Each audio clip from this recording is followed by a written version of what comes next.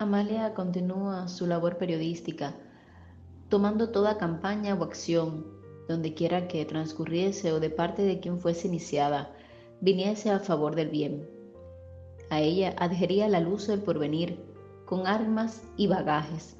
Es así que adquiere una campaña iniciada en Londres, cuando la Federación Británica Internacional contra la Prostitución, deseosa de combatir el tráfico de blancas, y que creaba filiales en diversos países del mundo.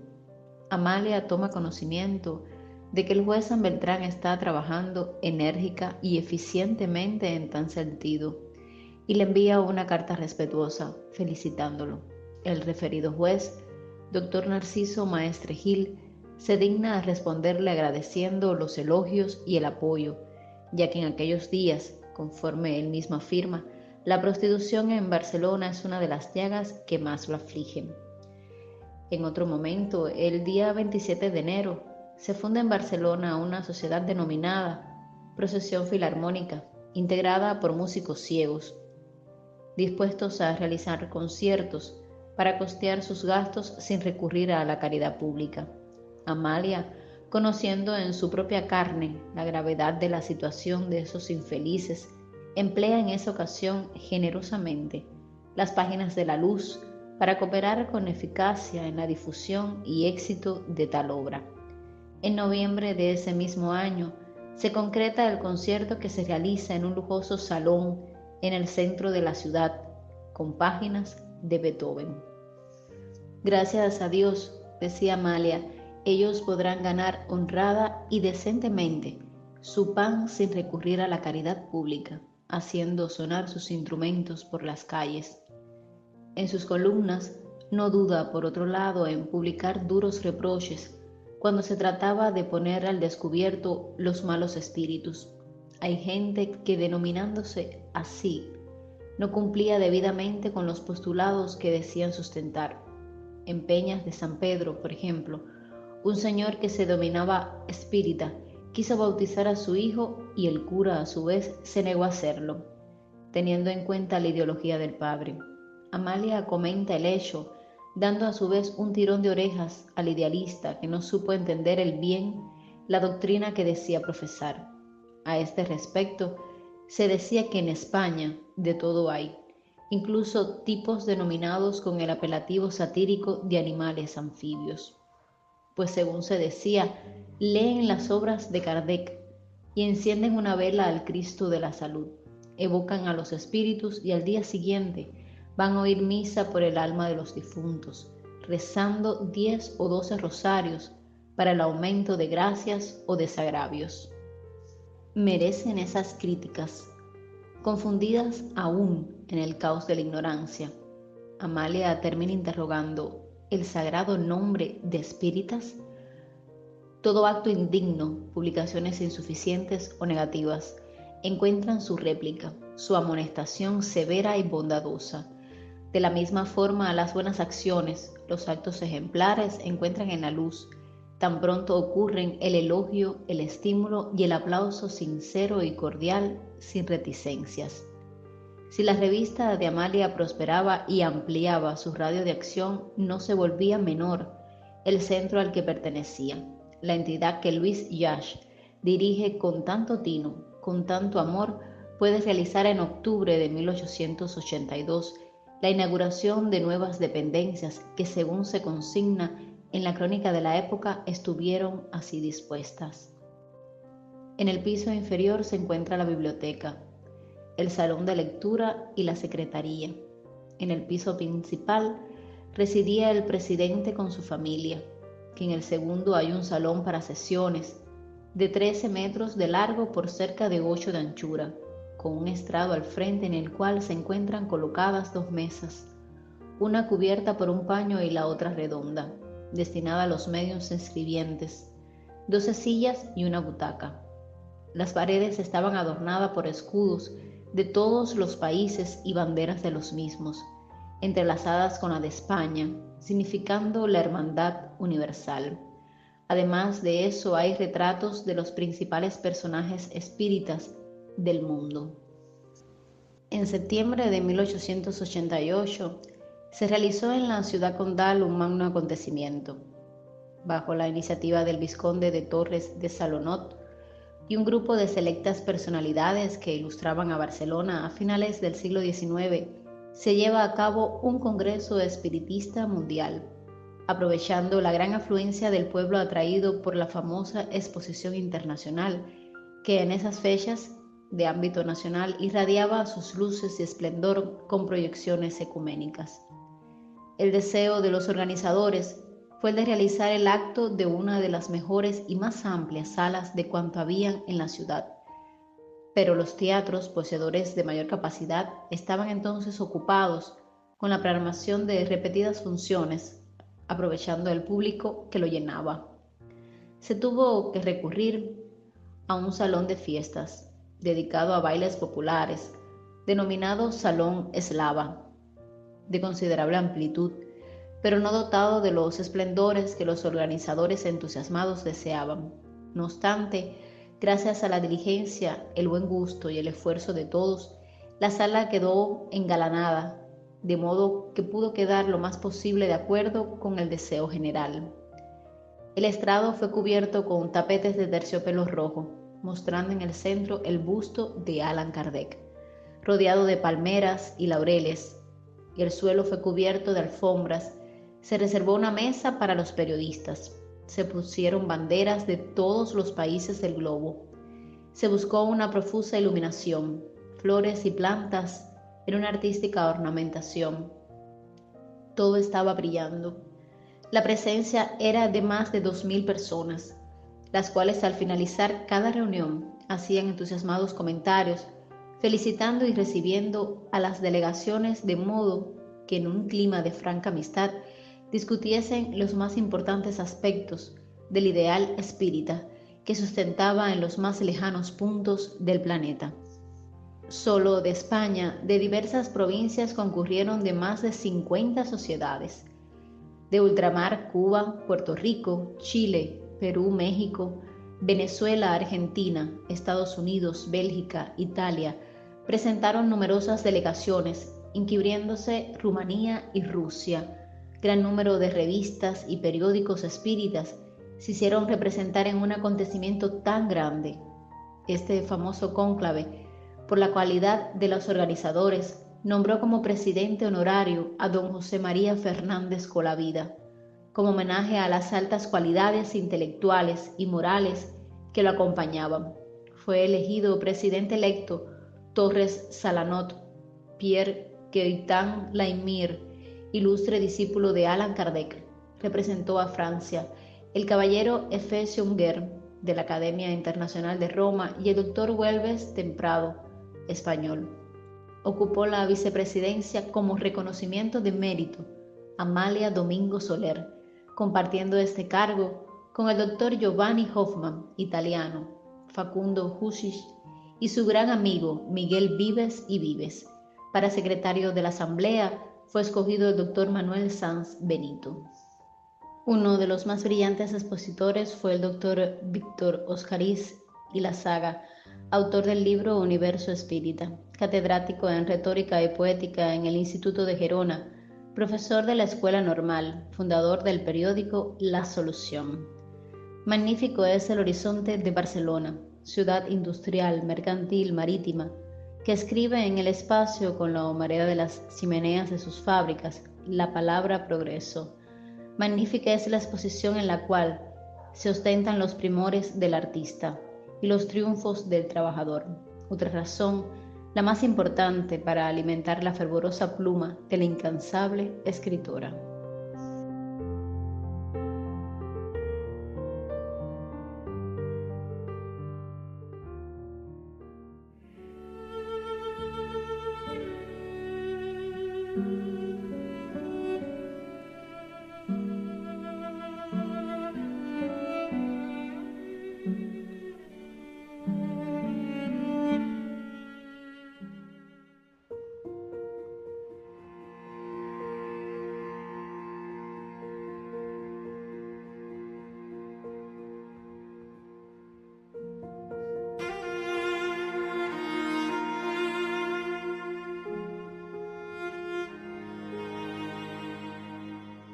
Un cordial saludo para todos, amables oyentes, y bienvenidos a un nuevo encuentro con la obra, el quehacer poético y la divulgación espiritista de la cantora del espiritismo Amalia Domingo Soler.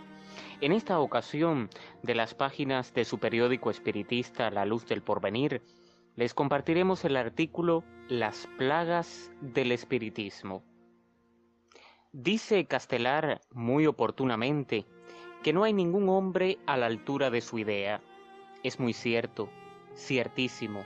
Por eso, sin duda alguna, muchos espiritistas tienen sobra de buena fe y falta de sentido común, siendo su mayor desgracia la de ser médiums. La mediumnidad en ciertos seres es una verdadera calamidad, porque les convierte en el hazmerreír de los desocupados, de los maliciosos y de todos aquellos que se complacen en evidenciar las debilidades ajenas, viendo, como suele decirse, la paja en el ojo ajeno, sin ver la viga que llevan en el suyo. Entre las plagas del espiritismo figuran en primera línea los médiums ignorantes, aquellos que con una fe inmensa, creyendo que cada espíritu es semejante a Cristo, escuchan con el mayor recogimiento las palabras que les dictan los seres de ultratumba, copiándolas con verdadera veneración, aunque sea un escrito, como se dice vulgarmente, sin pies ni cabeza. En esta clase de comunicaciones abundan los anuncios proféticos de mejores días, y a veces, por el contrario, predicen calamidades y castigos para las gentes de poca fe. Pero todo esto, dicho con más desatinos que palabras, lo que a nosotros nos causa profunda pena, pues vemos que la ignorancia es perjudicial en todas las escuelas y muy perjudicial también en el espiritismo filosófico, porque lo más sublime, lo más grande, lo que más hace pensar y discurrir a los profundos sabios, queda reducido en poder de los ignorantes a una serie de comunicaciones insulsas que hacen reír a los indiferentes y hacen llorar a los que verdaderamente conocen y estudian las verdades fundamentales del espiritismo. Hay una especial monomanía en crear centros espiritistas y desarrollar médiums, sin escoger con prudencia un presidente o director que sea medianamente entendido, que sepa distinguir fácilmente el oro del oropel, y no se deje engañar por los espíritus que, tomando nombres retumbantes que nunca le han pertenecido, dicen las mayores simplezas y majaderías que son aceptadas como artículos de fe. En estos centros se dedican con preferencia a las curaciones, y nada más cómico que una de esas sesiones en que unos cuantos infelices, no infelices por su humilde posición social, sino por su falta de entendimiento, le van explicando al médium sus dolencias y padecimientos, y éste, magnetizado por los espíritus, va recetando las medicinas más vulgares que ya dieron al olvido nuestros abuelos, por haber dado la ciencia médica pasos de gigante con el sistema homeopático, el hidroterápico y otras muchas aplicaciones que hoy tiene la medicina y que emplean admirablemente el doctor Pasteur, el doctor Ferran y otros sabios dedicados al bien de la humanidad, a su mejoramiento físico que es tan necesario para su engrandecimiento intelectual. Hoy que las leyes higiénicas están al alcance de todos, que hay gimnasios para el desarrollo de los seres enfermizos y anémicos, la medicina dada por los espíritus, compuestas de aceites antihistéricos, infusiones de distintas hierbas, unturas con bálsamos y bayetas amarillas para conservar el calor de la piel lesionada, este sistema de curación verdaderamente primitivo excita la risa entre los curiosos y causa honda pena entre los que conceptúan las comunicaciones de los espíritus como uno de los bienes más inmensos que Dios ha concedido a la humanidad. Las comunicaciones de ultratumba que, bien comprendidas, dan tanta luz sobre el paso de las humanidades, sobre el presente de los pueblos y el porvenir de todas las razas, las comunicaciones de espíritus formales y sensatos que dan tanta resignación a los desgraciados, haciéndoles comprender el porqué de su infortunio, las comunicaciones que levantan el velo de lo desconocido y presentan nuevos y dilatados horizontes, las comunicaciones que nos hablan de la verdadera historia universal, mostrándonos las cunas de las religiones y los ídolos de los tiempos prehistóricos, las comunicaciones que nos han revelado la existencia de innumerables humanidades que habitan los mundos que ruedan en el universo, las comunicaciones que son ciencia, vida y amor, cuando se las estudia con cordura, cuando no se deja uno seducir por nombres de relumbrón, las comunicaciones que hacen más comprensible la grandeza de Dios en poder de seres ignorantes, cuánto daño hacen a la humanidad. En algunos centros espiritistas, cuánto sufrimos algunas veces, diciendo con amarga tristeza, como bien dicen, de lo sublime a lo ridículo, no hay más que un paso. Nada mejor que un buen centro espiritista si en él se celebran distintas sesiones para desarrollo de médiums, para estudios filosóficos, conferencias públicas y controversia entre dos escuelas, presidiendo en todas las reuniones la seriedad, el buen deseo y un recto criterio. Y nada peor a la vez que un centro espiritista donde el presidente y los concurrentes sean unos benditos de Dios, que hayan dejado los santos de barro para postrarse humildemente y recibir las comunicaciones de Santa Teresa, que es una santa que siempre la traen en retortero en los malos centros espiritistas. Lo mismo que de Magdalena, San Juan, San Pedro y otros varios santos de la corte celestial que siempre están conversando con los espiritistas sobrados de buena fe y faltos de sentido común, porque se necesitan muy buenas tragaderas para aceptar comunicaciones cuyo lenguaje ramplón está muy lejos de asemejarse al que usaban estos espíritus cuando estaban en la tierra. Si durante su vida fueron modelos de buen decir y no se supo qué admirar más en sus escritos y la forma o el fondo, ¿cómo han de haber retrocedido para hablar tantas simplezas y recetar medicinas que solo los más incultos campesinos hacen uso de ellas? No basta para ser espiritista decir, yo creo que los espíritus se comunican, yo creo que sus consejos son luz y verdad, y que sus cálculos son infalibles. Yo abdico mi entendimiento y mi voluntad, y me someto humildemente a las prescripciones de los espíritus. Este modo de creer hace fanáticos, hace de seres racionales instrumentos inconscientes de voluntades de ultratumba que no se sabe a punto fijo con el rumbo que navegan, pues mal se pueden conocer las intenciones de seres invisibles, cuando muchas veces desconocemos las de aquellos que se llaman nuestros más íntimos amigos. En el espacio, lo mismo que en la tierra, cada ser trabaja para engrandecer su ideal favorito, y hay espíritus que aconsejan a sus oyentes que rindan culto a tal o cual creencia. Por esto, lo de menos es recibir comunicaciones de los espíritus. Lo que más interesa es estudiar y analizar los dictados de ultratumba para no ser engañados y servir de juguete a los desocupados del espacio. Hay que desconfiar mucho de los médiums que en una sesión sirven de intérprete a 4 y 5 espíritus, pues por regla general suele ser un solo espíritu que se comunica bajo diversos nombres, de cual todos más notables en los actos de la historia. Un espíritu de buena intención no menciona generalmente su nombre.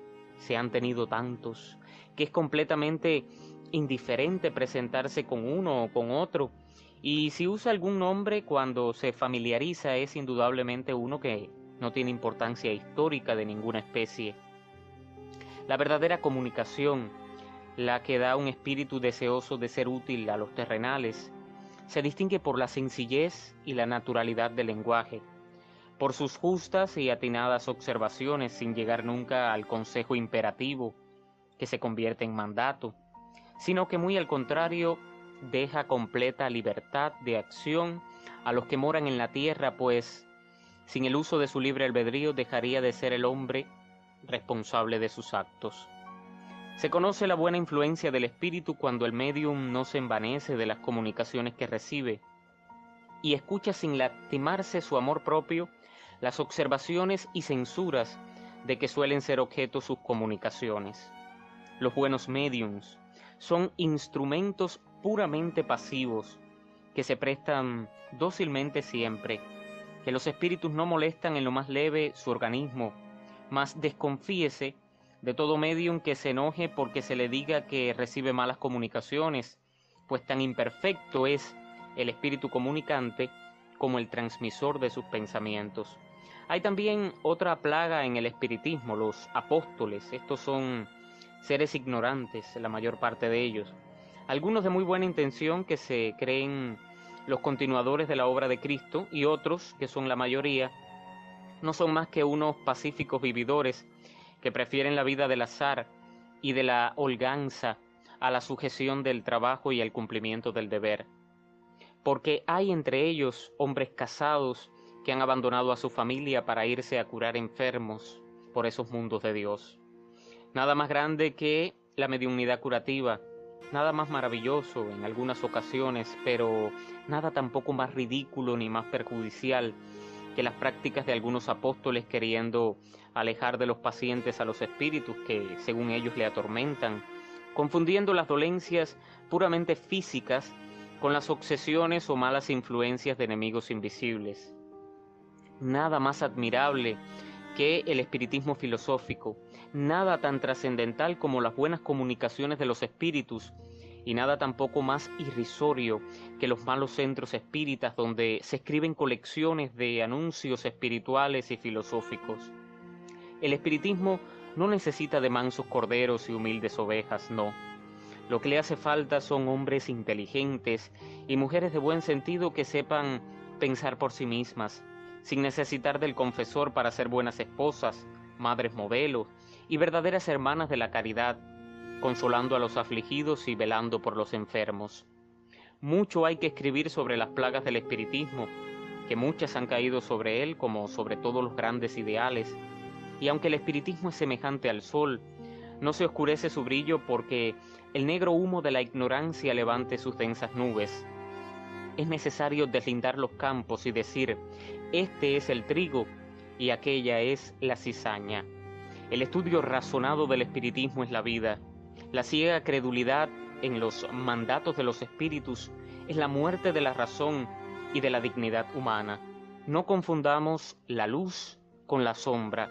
No hagamos uso de la ciencia universal para darle forma al fantasma del oscurantismo. Espiritistas racionalistas, rechazad con energía las plagas del espiritismo.